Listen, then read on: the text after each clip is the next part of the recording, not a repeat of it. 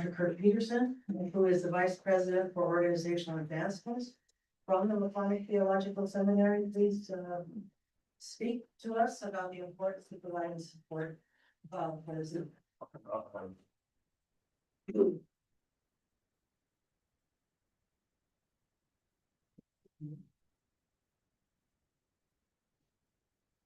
Good afternoon.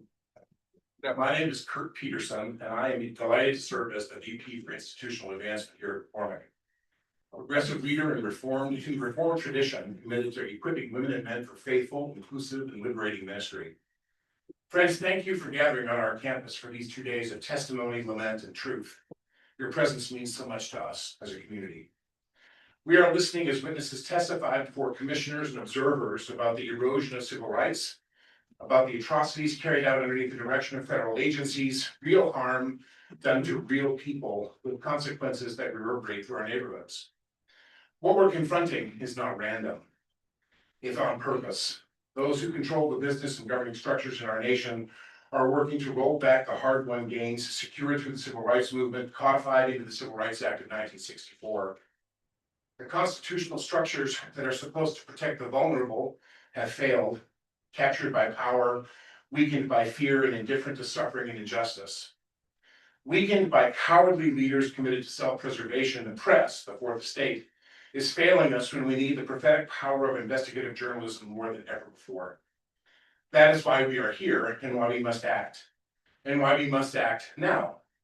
Jesus Christ himself said of his disciples in Luke chapter 19 that if they keep quiet, even the stones will cry out. Many of our elected leaders are keeping quiet, and now it's time for us to shout. Dr. King warned us that the church must be reminded that it is not the master or the servant of the state, but rather it is the conscience of the state. Today, the people of God must refuse silence because injustice anywhere is a threat to justice everywhere. And when the darkness gathers, we remember that darkness cannot drive out darkness, only light can do that. Singer-songwriter Bruce Cockburn continues the metaphor, our Canadian brother, and he invites us to kick at the darkness until it bleeds daylight.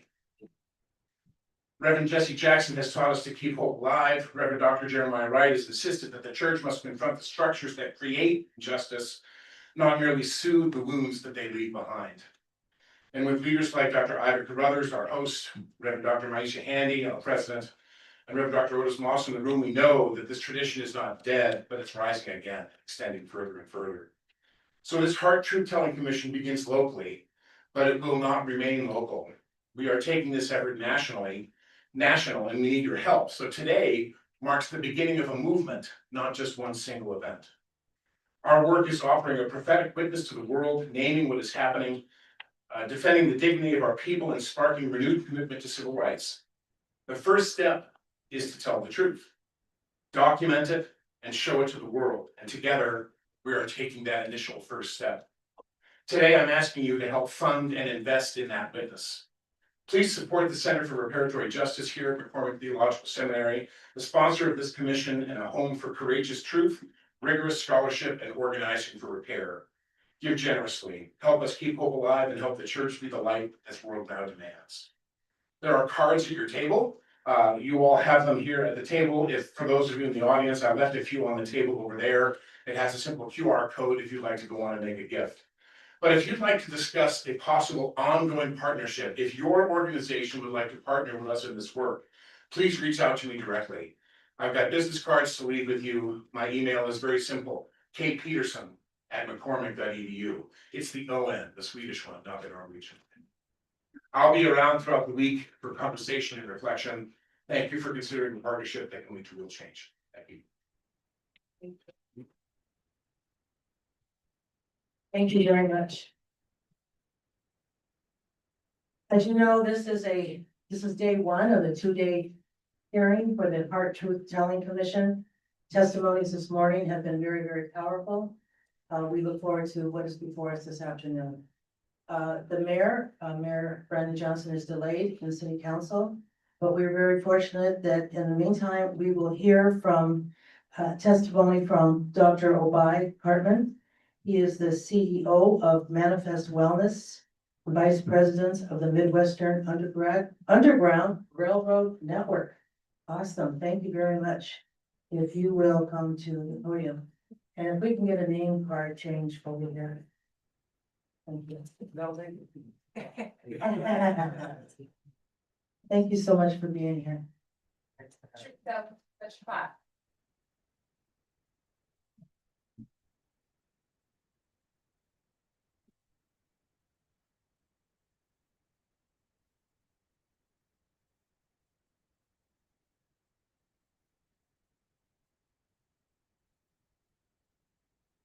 Before I begin, I ask for the permission of my elders.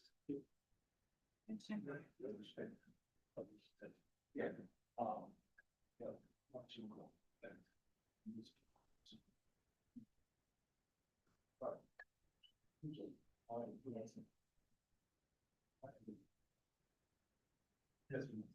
Right.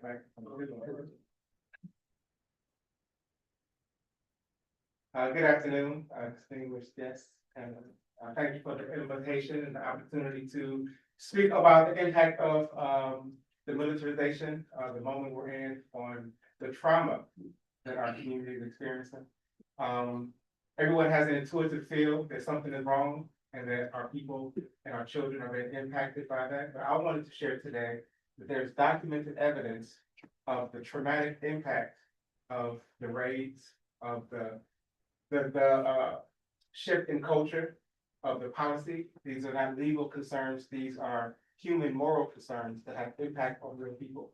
And I want to share some of that. I'm a psychologist, clinical community psychologist. Most of my work is in community, grassroots mental health advocate. Spend a lot of my time in spaces where young people don't have access to care. So I go to group homes, I go to prisons, I go to high schools that don't have resources, and bring services that are culturally sensitive, that are appropriate to the relevance of the community. And so I'm able to hear the voices of people who don't feel like they have an opportunity to speak and don't have access to care that is for them, created by them, and incorporates their voice into what they know makes them better, whole, and more balanced. But when I think about trauma in mental health, trauma is not only defined by the event itself, but how the event overwhelms a person's sense of safety, control, and their ability to cope. When a community experiences raids, especially those that are militarized, unpredictable, and publicly visible, people don't just feel afraid in the moment, they experience an ongoing threat. This matters because the nervous system cannot heal from danger it believes is still present. Trauma becomes chronic when the environment keeps signaling that you are not safe. In every moment, when you scroll, when you see the news, there's a new reminder that the danger is imminent, it's looming, unpredictable, and that we don't have the power to stop it. Then that creates a level of hypervigilance that has long-term impact on our mind, bodies, and our spirits.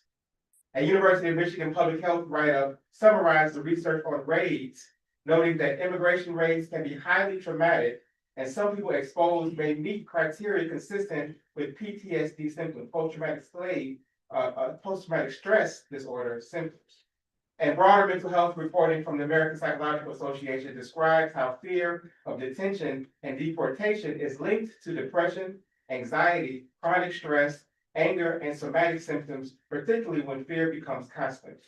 At the individual level, immigration enforcement exposure is linked with anxiety and panic symptoms that include hypervigilance, constant hopelessness, social withdrawal, depressive symptoms that include isolation, traumatic symptoms that include intrusive memories, sleep disturbance, irritability, and startle responses, and somatic symptoms that include headaches, stomach problems, chest tightness, because trauma, as we know, lives in the body. One peer-reviewed study of US citizens found that simply personally knowing someone who is detained or deported was associated with significantly higher odds of anxiety, depression, and serious psychological distress, especially when it was a family member. It shows that harm does not stop at the person targeted, that trauma radiates across social networks. Family impacts mean that at the family level, raids create a predictable set of psychological injuries. Whenever separation or temporary long-term threat is looming, it disrupts attachment and creates grief without closure. Reviews of anti-immigration policies note significant distress tied to family separation, and reunification strain. The role strain and economic shock that occurs when a breadwinner disappears creates anticipation of the disappearance that leads to housing insecurity, food insecurity, job loss, and sudden changes in caregiving. These stressors compound trauma and increase risk for depression and conflict inside the home. Many parents avoid talking about the threat to protect their children, but children sense it anyway. Part of the learned helplessness that happens in parenting is that we feel that our sole job is to make sure our children feel safe, and when we can't realistically, honestly say everything's going to be all right. When we try to put the face on, when we try to pretend that we can hold on, that we can protect, our children still believe, they still know, they have an intuition that our stress bleeds onto their reality. Learning how to protect children in a dangerous world and being unable to do that creates a debilitating cocktail of anxiety for parents and for children. At the community level, raids create what we can accurately call a climate of fear. In public health terms, that is a social determinant of mental health. It changes behavior, it changes trust and help seeking. It makes people become avoidant of clinics, schools, courts, and social services. It reduces reporting of crime and domestic violence. It decreases community participation and civic engagement, and it increases isolation, suspicion, and tension between neighbors.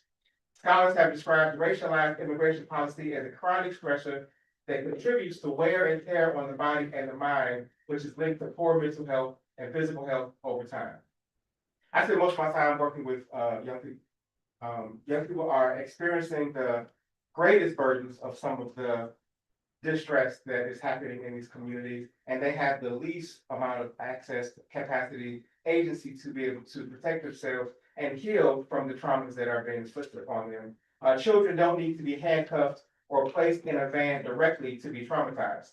If they believe a parent may disappear, the nervous system can shift into persistent flight, fight, or freeze response, releasing adrenaline, cortisol, other neurotoxins that can come into the body that is designed in moments to protect, to alert, to make them be able to respond to trauma. But if that trauma never goes away, then that response never goes away in the body. The body is designed to be able to retain a certain amount of hypervigilance, but it's supposed to go back into a calm, meditative state. If you're not able to maintain some type of equilibrium, then that constant stressor turns into developmental interrupters for children that have long-term consequences for us. That constant state of alertness creates attention and memory problems. It disrupts emotion regulation. It disrupts sleep. It interrupts school engagement, and it gets in the way of trust in adults and institutions. Recent youth-centered research on aggressive local immigration enforcement documents youth describing ongoing fear, lack of safety, and psychological social stress, essentially living with the expectation that enforcement could strike their family at any time. News reporting and surveys indicate that ICE raids create a pervasive culture of fear in schools and communities, leading to emotional distress, reduced attendance, and increased bullying and psychosocial stress in students from immigrant families. The increased bullying means that not only are they experiencing their internal dysregulation, but they are being taught by the so-called leaders of their society, what do you do in conflict? How do you get what you need? How do you create hierarchies in your community, in your social networks, where you find yourself being able to dominate someone else, just like the president is? And so bullying is increased. We are teaching them the lesson. The children become a mirror for how we are describing what societies need to do and how they function. And so when we see children attacking pregnant mothers, they are showing us what we are teaching them about how do you engage with other humans when you want something that they don't give you. And there's another point that we often miss: even unborn children can be affected. Rigorous studies have found that increased immigration enforcement activity is associated with changes in prenatal care and utilization and newborn health. So chronic fear during pregnancy shapes infant outcomes through stress and physiology. When we discuss race, we are discussing trauma that can affect life trajectories, educationally, emotionally, and developmentally. To close, the mental health harms of race are not abstract, they are measurable, they are predictable, and they are widely documented. The testimony you're collecting here matters because it creates a public record of harms that too often remain private, held in bodies, held in children, held in communities. If we are serious about repair, accountability must include trauma-informed community supports, culturally grounded mental health care, protections that reduce fear-based avoidance of schools, clinics, and courts, and policies that stop producing predictable psychological injury as a byproduct of enforcement.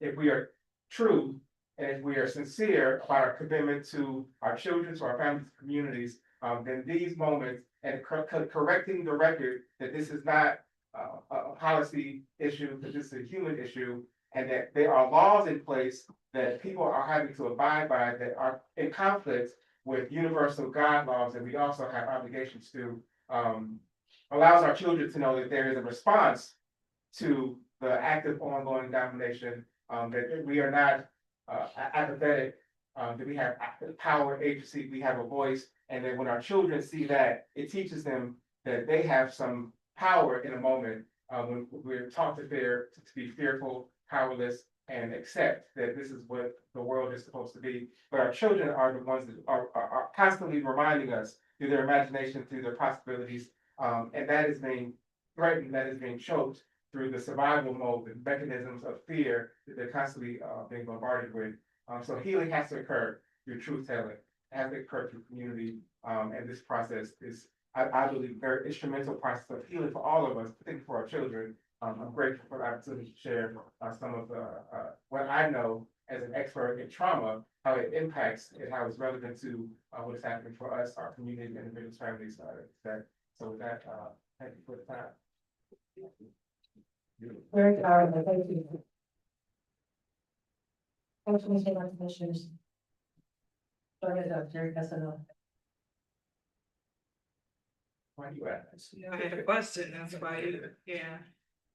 Thank you so much. Thank you, Dr. Obari. Yes.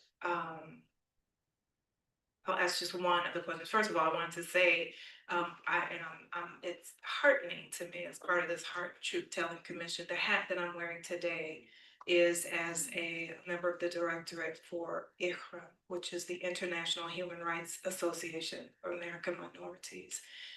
Your point about the importance of this testimony, I think our first testimonies were about the importance of how this can be utilized in the education system, literally within CPS, with our children, to help them understand, what's happening and put it in context. But I wanted to say that I know Samuel DeWitt Proctor Conference and Dr. Ivan and others are committed to also ensuring that it is brought into the international human rights arena, to ensure that, that information will be able to, we can connect the dots, because it's not just happening here. It didn't just start a month ago. It's not just with regards to immigrants, etc. So my compliments to you for bringing a really powerful testimony with regards to the human rights impacts, and also an important part of repair. A lot of people here have been taught, just think about it as 40 acres and a mule, right? And some of the work that my fellow commissioner is doing helps dispel that.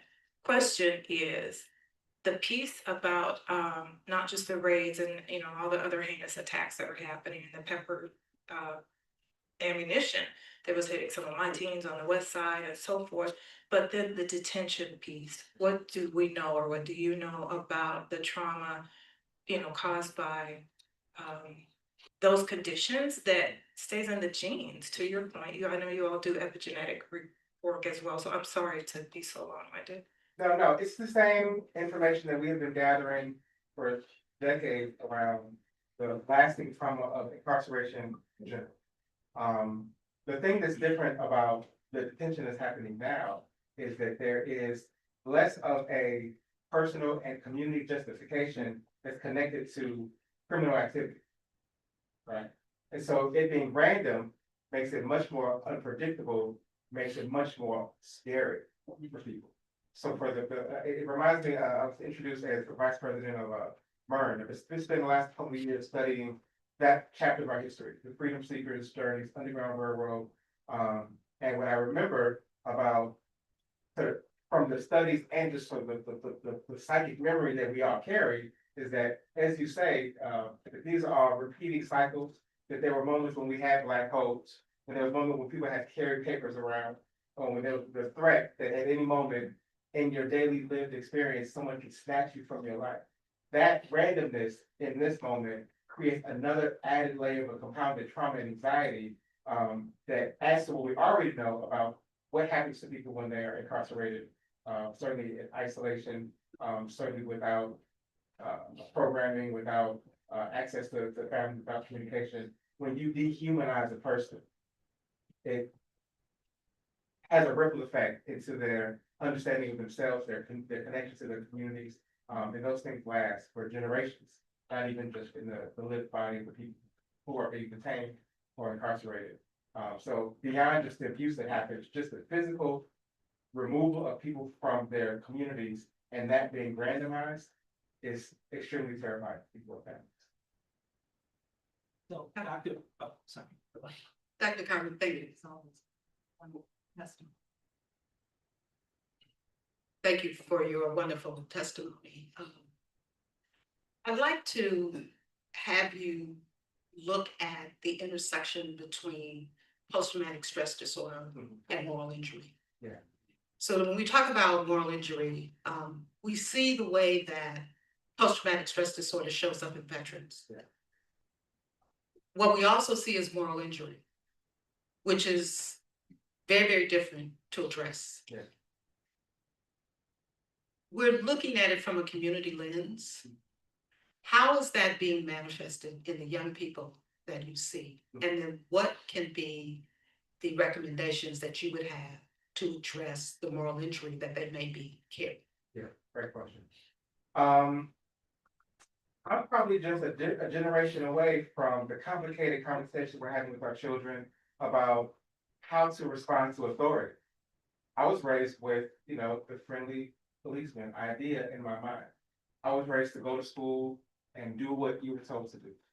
Be obedient, respond to who was ever in charge. It could be a teacher, it could be a police officer. There was a assumed morality that the adults in my world had my best interest in mind.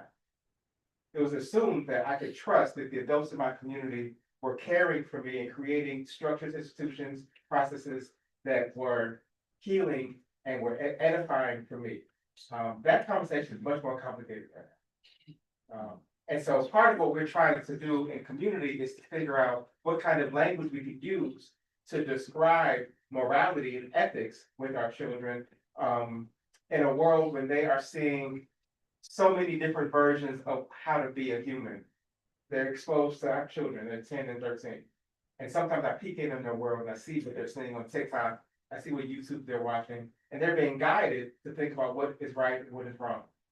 They're being told that the leadership in place has power and that power is sometimes abused, and that they're wrestling with what does it mean for me to now go to school when you at home told me that sometimes teachers lie. Right.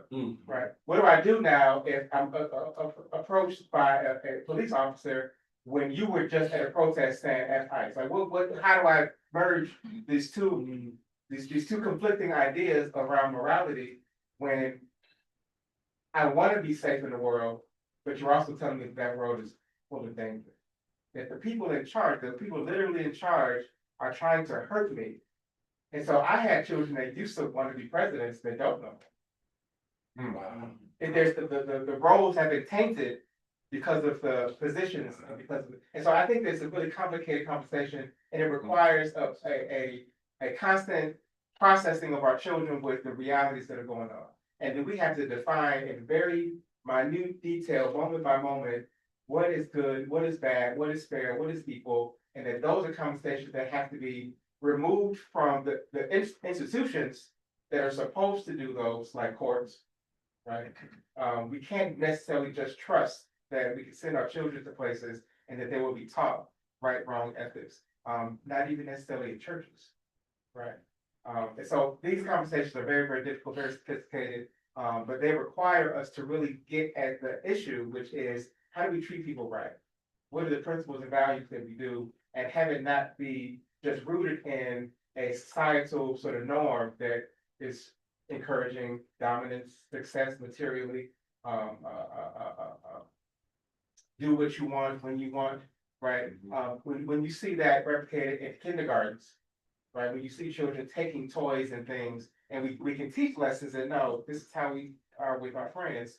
Those are things that are hard to land in children when they see adults not doing those things. Mm. Right. So first we have to model those things, create opportunities for children to see this is what we do as adults, and then teach them the correct lessons, and then disconnect that from what we used to teach, which was much simpler, which is that all adults care for you, which is not necessarily true anymore.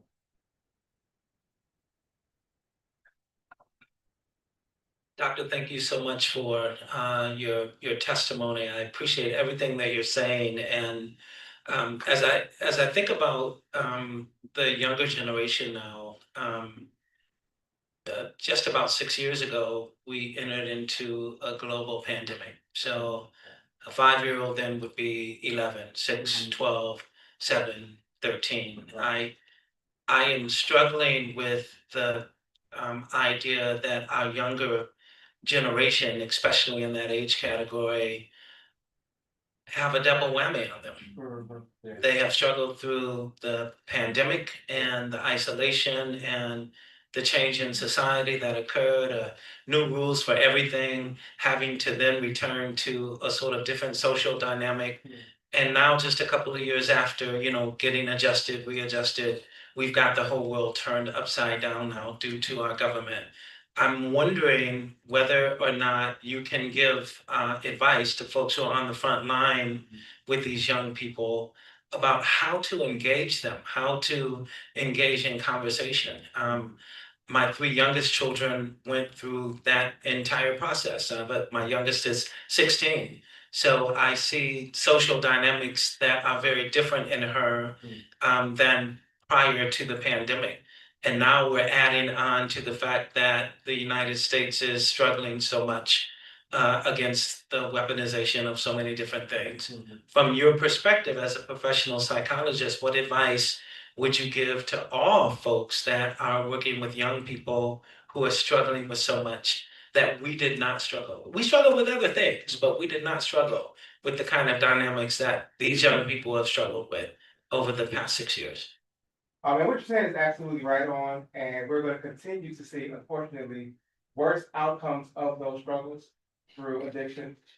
We see a rising rates of suicide, depression. Not only do they have now language to describe the depression and anxiety, but they also have less opportunities to actually process those things. So they're going to each other, they're going to the internet, and they're going to having access to, drugs, pills, vapes that we didn't have access to. So all of this compounded in ways that their way they're processing the struggle is causing new problems that we're not going to see the impact of for years to come. So it's really, really difficult and a treacherous moment. What you're describing as a level of isolation that I believe the beginning of the answer to the question is to interrupt that isolation and to what you say, working with our children, we have to do that much more aggressively and intentionally than ever before. That means spending time with them. That means listening carefully to them. The way that when I was a child, there was much more of the mentoring relationship was much more like didactic. People telling me what to do, how to do it. That doesn't work anymore. We have to listen very, very carefully to our children. We have to give them space to express in their own language, using their own terms, what their reality is, because it is very different. They are exposed to a lot more information than we have ever. This is an experiment in humanity. We've never had young people have so much access to so much information. An information age devoid of wisdom that we have, and a disconnection from us being able to sit with them and just be for a moment. Not to fix them, not to change them, not to redirect them, but just to sit and be with them for a while. And sometimes that's uncomfortable for us because if they're listening to music that makes our stomach churn, right, then our response is to turn it off, to get it away, and tell them not to turn it, But I believe that our approach has to be much more compassionate. right? We have to go into their world, engage with them in that world, and help them process the things. We're beyond censorship. Right now, I just lost a fight in my house with headphones. I lost that. It's fighting real hard. Right now, corporations have direct access to my son's brain. They put beats right in it. I have to take them off and listen to what he's listening to, and then we have to talk about it. I can't say that's stupid, turn it off, because he's gonna listen to it somewhere else. Right. And then his friends are gonna talk about it, right? We have to engage in their worlds, go where they at, and watch TikTok with them. We have to watch YouTube with them, listen to the music they're listening to, and then just lean in curiously. What's that make you? How does that make you feel? Where do you think that came from? Who do you think might be in charge of giving that information to you? There might be a potential agenda behind that. Is someone feeding you information that might be benefiting from your harm, right? Maybe, maybe not, right? But we can ask those gentle questions through compassion, through relationship, and not through the dictator style that, you know what I'm saying, that we used to do. I think it needs constant engagement, constant. We have to be constantly present. We have to be with them over and over again, even when it's uncomfortable, even when they're doing the same things that we might not have done, but to be able to understand and to help them change, it has to be through relationship, not through domination. And do you have to make TikToks with them? I said, make them, but it's good man. I just feel silly for a moment, right? Oh, But man. they were real. They were crazy in the moment, but loving it. Right. Okay. I had a quick question. Dr. Lee Butler, formerly was on the staff doing community renewals. That's my organization, with Chicago Theological Seminary, spoke about the term PTSD and the need to antagonize the term so that it's flipped and used for accountability and visibility. And so he challenged us to think of PTSD as protracted trauma versus post-traumatic, so that we're constantly holding up a mirror and a frame of the suffering and also accountability. And then really quickly, I also think of Sojourner Truth, who was separated from her mother when she was really young, but still maintain that cultural memory to build sacred altars and practice some of the rituals that she may have been exposed to and may not have, but somehow she still internalize it. So being able to look at the protracted trauma to hold the mirror up for accountability, but also how do we help our young people tap into that cultural memory that gives you strength to be able to face the trauma and move towards healing. That's absolutely right on. The language that we use in sort of mainstream psychology is also connected to institutions that are benefiting from the hierarchies that we're trying to heal. America can't heal harms that it created. And so that means the American Psychological Association cannot hold the same level of expertise that we in community spaces, a lot of my work is guided by study of culture, redefining what the healing practices means. I got a PhD in white psychology, Freud, Skinner, Watson. I read a bunch of old white men, and then had to come to South and West Side to do work. And a lot of it was incongruent with what people needed. And so what you're describing is an expanded view of even not just the post-traumatic stress, but also the generational trauma. And then part of how we have created the level of chaos that we experienced meant that Sojourner Truth was disconnected from her family, but her family was disconnected from the rituals that to heal has to be put those things back in place in the healing context. And so in my work, that looks like African drum circles. That looks like we teaching young people to create altars. These are things that I did not learn in school. These are things that I learned from, sitting my life. These are things I sat in community and traveling that helps us put back together the pieces of our memory, particularly in a moment now where there's an adversary and administration that is clearly attacking memory. When someone bans the book, you got to read that twice. If someone is saying that they have to take away an element, art, culture, and memory, then we as the healers, as the people who are responding to that trauma, have to know that there's medicine and power there and put that back into therapeutic practice. So I agree wholeheartedly that cultural memory is healing, and that part of the healing is helping our children remember that we've been here before, but we've also gotten through it before, right? We've gotten out of it before. And so when they feel, and I used to say apathy a lot, but it's really a learned helplessness. They really feel like there's nothing we can do, that they are too powerful, that they don't win, and we might as well just cope and manage and get along. These moments remind us that there's a legacy of resistance, and that resistance is healing. And too often the therapists are in a different room than the activists and the organizers. So the therapists are trying to help cope and manage and deep breathe, to be mindful, and then the activists are fighting and resisting. That all has to be one conversation. And the cultural memory restoration is a part of that. Has to certainly be a part of the reparations conversation. And when we're talking repair, it's deep generational repair. It's not, your grandma was mean to you. That's not generational trauma. Generational trauma is someone took your voice, your tongue, your rituals, your music, your language, your spiritual conceptions out of you because they knew how powerful and medicinal it was. Part of the restoration has to put those things back in place. Thank you for all this insight. So tell me this, how do we take what you know and others like integrate that within faith institutions and within the academy? The academy is over here, faith is over there, and you're in the middle. And we're not connecting. We don't even know what you're talking about. I mean, we do it, we don't. No, I think that's right on. The young people I talk to are not going to church. They're not interested in church. And it leaves a really dangerous hole in their grieving. They are surrounded by death, but have no framework to process the life and death cycles. So I think that the integration is really finding in their world what they're struggling with, and then knowing that we have solutions, answers, at least responses to that we might not have to use the same language for, but we have to go into I have a series of workshops called "Oh My Dead Homies." Right? I hear young people say "Oh My Dead Homie" all the time, and they put on their grieved loved ones retaliation. But through conversations about grieving, I can introduce ancient indigenous concepts of ancestors and help them think about life and death cycles through something that they are struggling with, but they don't have language for. And that means an interfaith conversation that is not religious, I'm not trying to recruit it. I'm trying to say, I know you're struggling.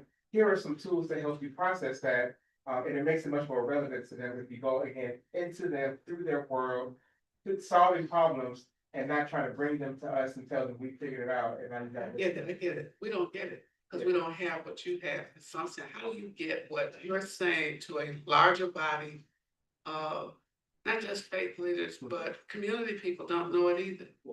The civil rights organizations are not speaking to the needs of youth. I did 33 funerals when I was at CPS of young people.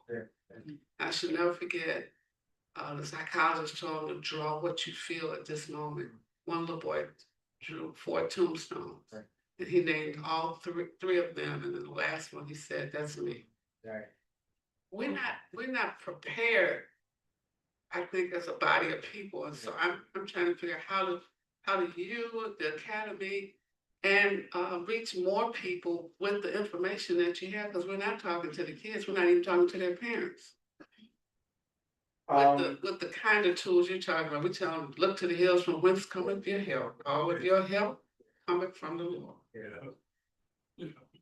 Your question is a scale question. It's a question that I struggle with.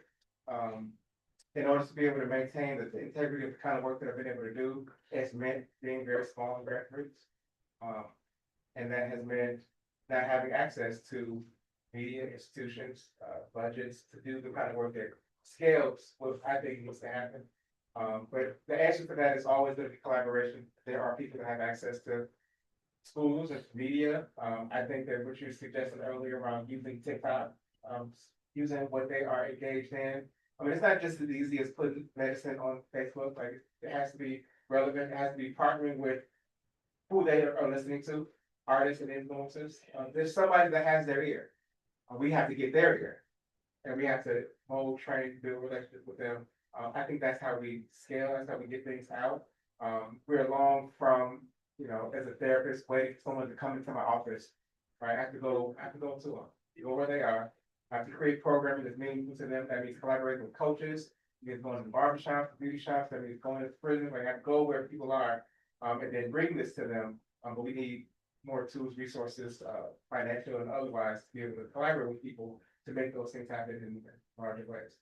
But it's something that's not easy to do because this adversary is connected to make sure that this does not get out. So we have to also be compassionate with ourselves to know that like the reason we in this position is not because we're not working hard enough. It's because someone is trying to stop all of this from happening, and they got momentum, and they got resources, and they're activating them, particularly now in a way that's very bold and very clear.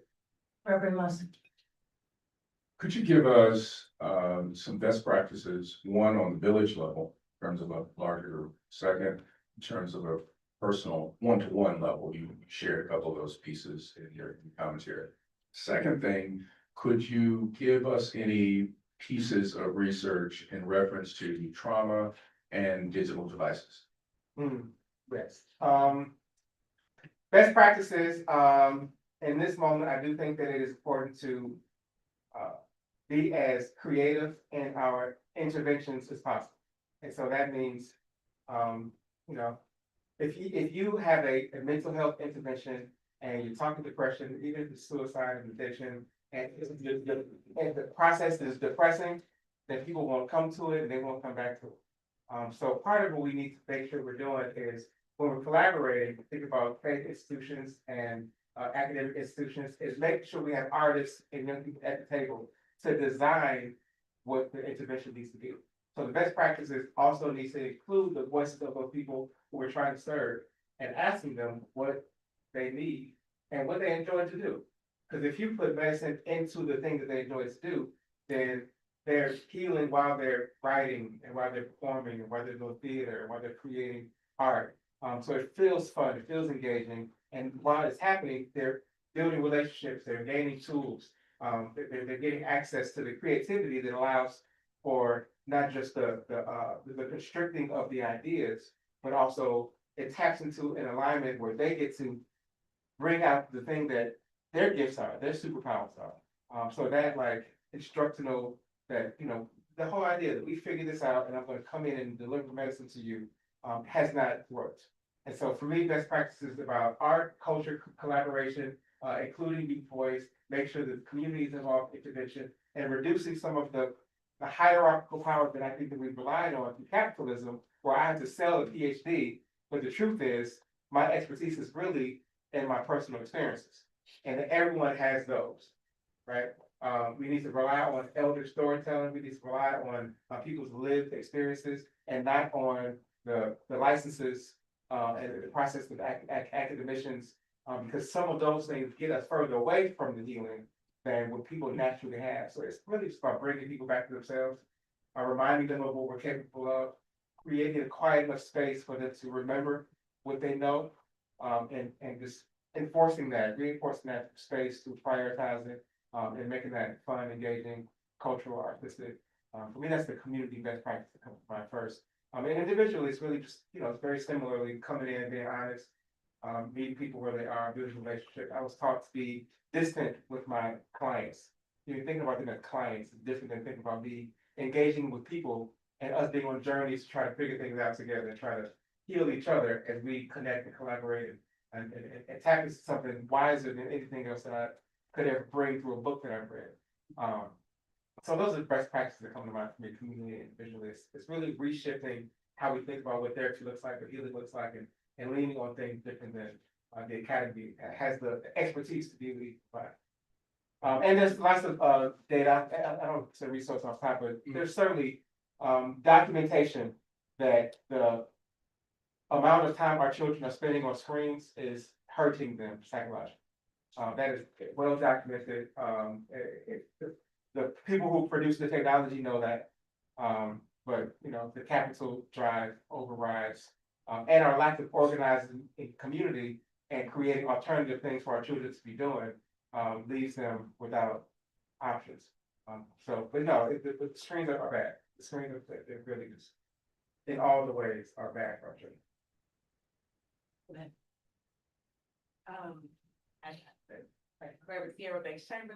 So I know you are, I'm not on.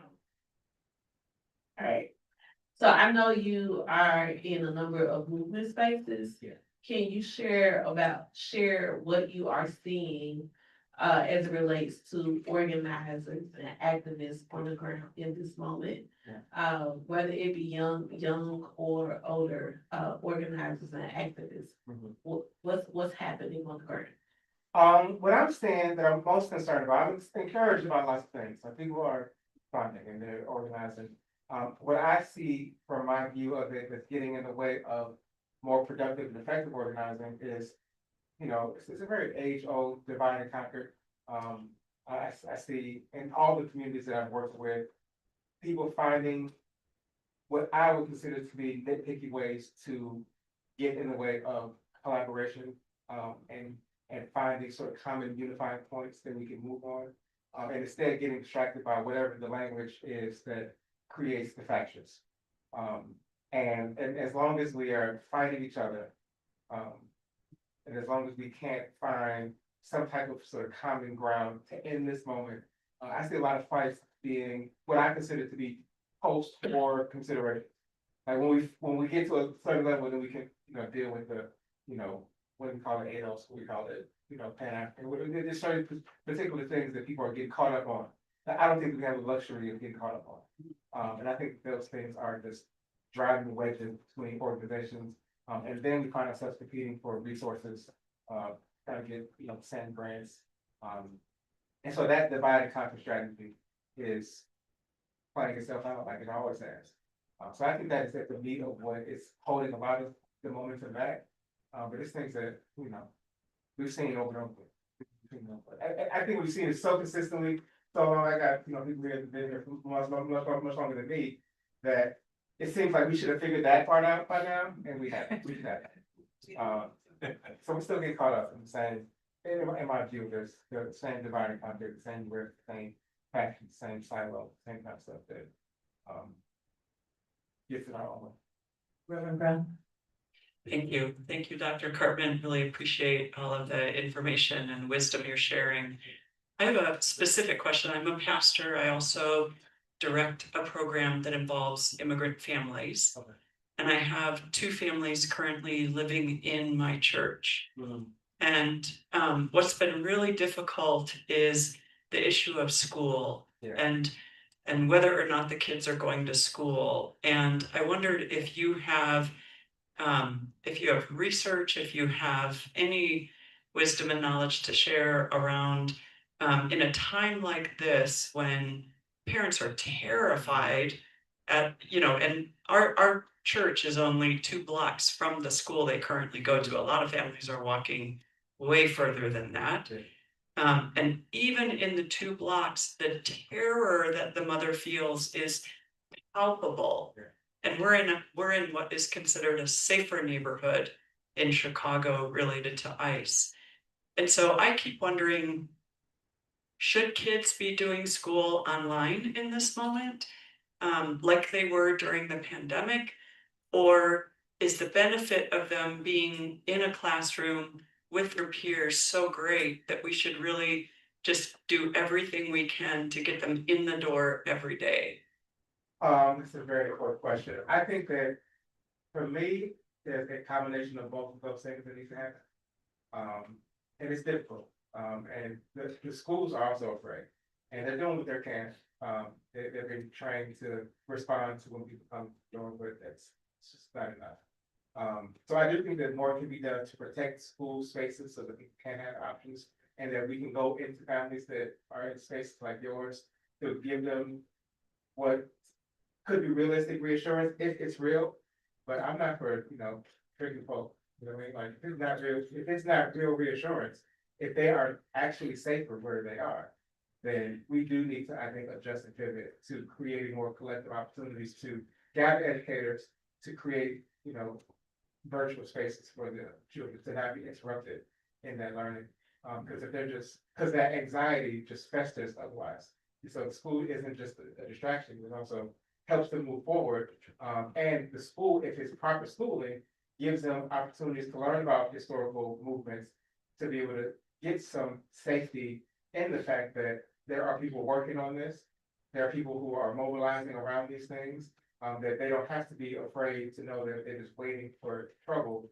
But the school should be educating them about what are the things that have going on and are going on. And if that needs to come through the internet, if that needs to come through us organized educators to make sure that we have platforms for all of the students, wherever they are, to have access to that. I think both of those things need to have that done. Sure. And, Sierra has that question, that thing.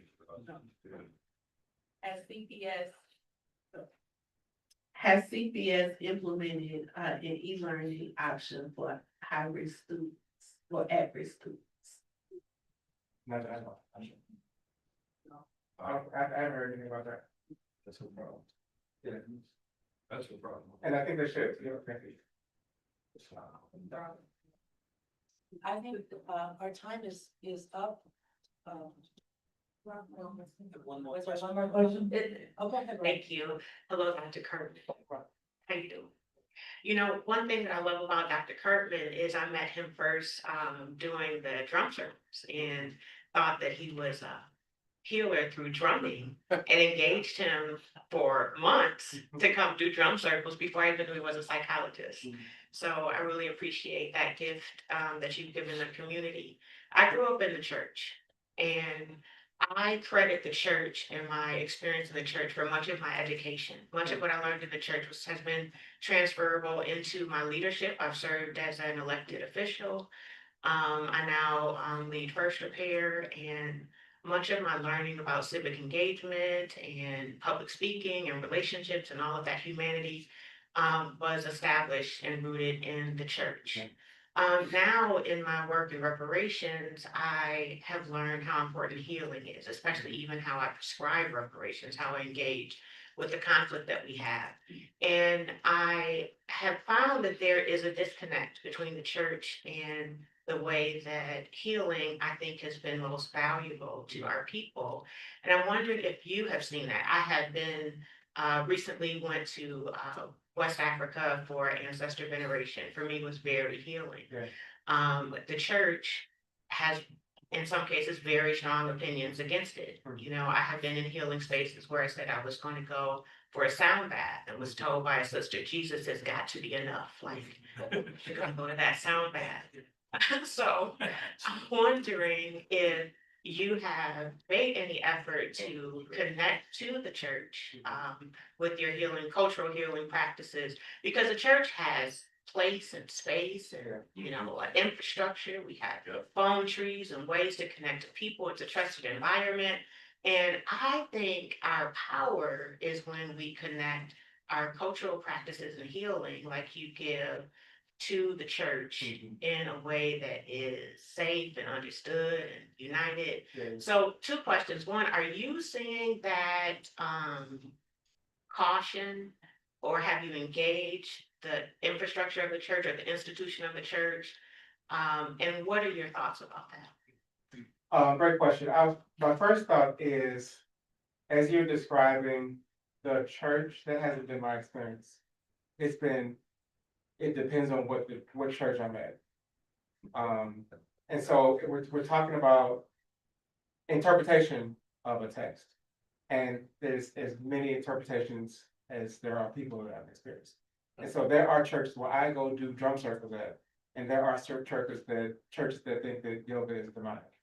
And so it's not the church, it's not the Bible, it's not the system, it's how people are interpreting that system.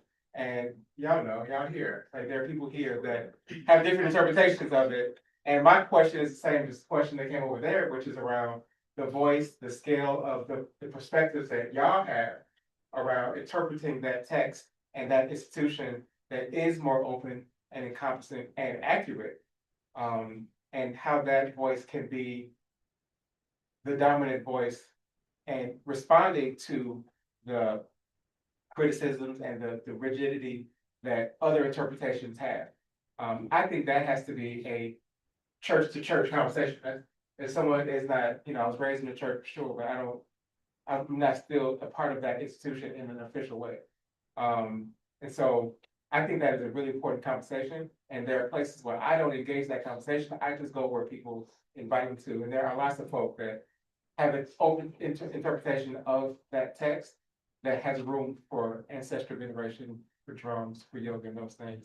So I spend my time in those places. And I think that there needs to be conversations within other church leaders' interpretations too. help wrestle with that rigidity to help them see that what they're holding on to is hurting us in larger ways. So I think that's the disconnect, is that they're holding on to an interpretation that they are not seeing as psychological, emotional, spiritual impact on our children. And I can help with that, to say that you keeping, I'm saying that mindset hurts our children. I can document that. And if that's helpful in that conversation, I, certainly can help with that, but I haven't engaged. I don't try to change folks' minds, right? But I do experience the resistance, and I usually just go somewhere else. Thank you. And with that, Dr. Cartman, your contribution as a chaplain and been tremendous. Thank you so much. I appreciate it.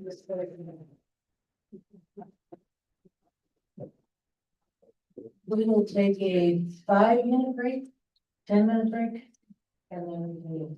Oh, I'm sorry, Dr. Masnova Willis, do you want to say something? Sorry, I'll just speak loudly. Before you leave, Sorry.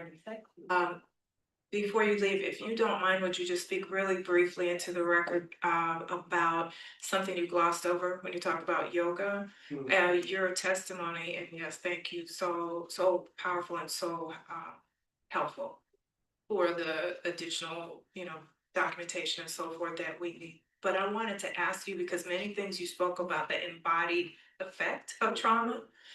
And so yoga, you have recommendations for incorporating embodied work to heal as well, is what I'm asking. And I think we have to be strategic. If I have to use a different language, I'll use different language. But the science points to that our nervous system needs to have time to regulate. And that there are breathing exercises that help with the removing of tension mentally, physically, emotionally from our body. That requires, if it's like every stretching, we call it just reducing tension from the body. And if there's certain poses that people are afraid of, right, then we can find other ways to do that. But that basic element is a scientific fact that your body holds stress tensions and then needs breath and movement to release that. And so I can avoid the yoga debate, right, just by saying that, we know that bodies need to move. We know the bodies need to release, and that breath is a part of it. And if I have to use language to help people have access to that, then I'm fine doing that pivot. Again, the debate isn't useful to anybody. But yes, stress gets trapped in bodies. It goes from the brain into the body, into blood, it turns into strokes and hypertension, all those things are connected. There's a mind, body, spirit connection that's very well documented. And that there's tools that we've known for generations that help to mitigate, to release. And that the more we tap into those things and not just focus on making new decisions or having it just be policy or brain and have that be body and spirit, I think the further along we could go. Thank you.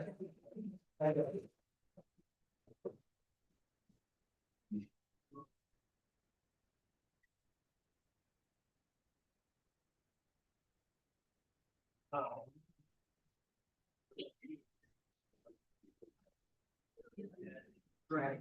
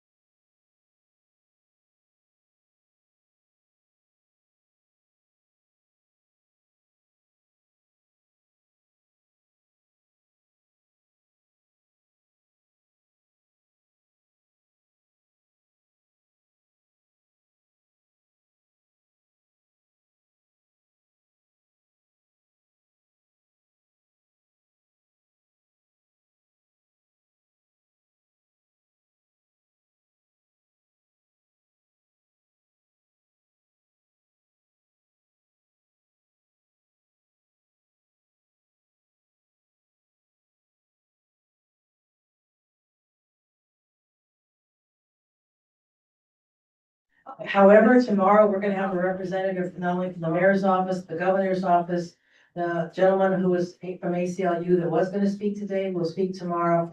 And we have also, the gentleman who was retired head of the Illinois National Guard. And then everybody else that we have signed. So tomorrow is gonna be very packed, very, very fruitful, and we will start at 9 o'clock. So thank you all, and we'll see you tomorrow. Right here.